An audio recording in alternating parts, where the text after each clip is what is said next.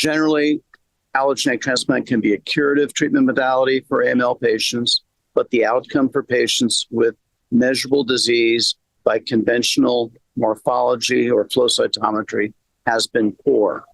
There is still a chance to salvage those patients with multiple series using standard approaches to transplant, showing about 20% long-term survival.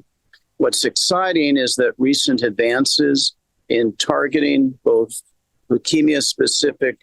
genes as well as manipulating the graft give us hope that those outcomes can be improved. Specifically, data from a randomized phase 3 trial of Gilteritinib, a FLT3 inhibitor, showed that patients who have MRD positivity have about a 20% improvement in survival when they receive Gilteritinib early on after transplant compared to patients who are MRD positive who receive placebo.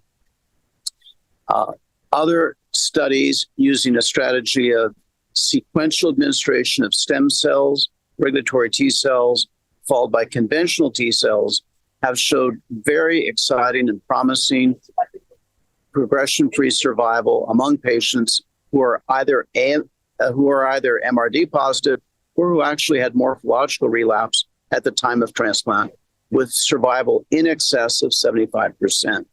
The success of that approach is likely due to the ability of the conventional T cells to mediate a graft versus leukemia effect without the confounding effects of multi-agent immunosuppression.